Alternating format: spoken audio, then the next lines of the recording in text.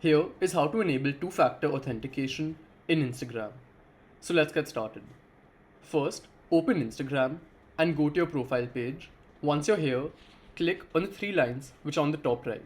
Then just go to Account Center and over here select Password and Security.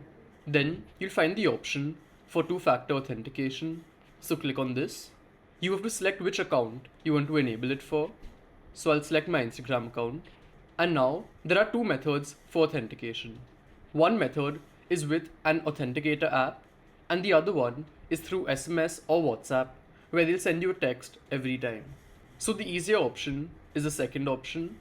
So select it, click on next. So as you can see, they've given us this code. So I'll copy it and just paste it. Then click on next.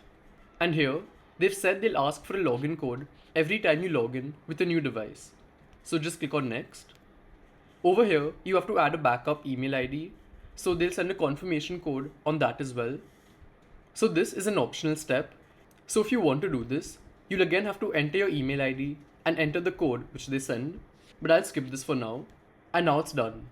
Here they've said two-factor authentication is on. So this is how it works. And if you want to know how to hide chats on Instagram, check out this video over here. Goodbye.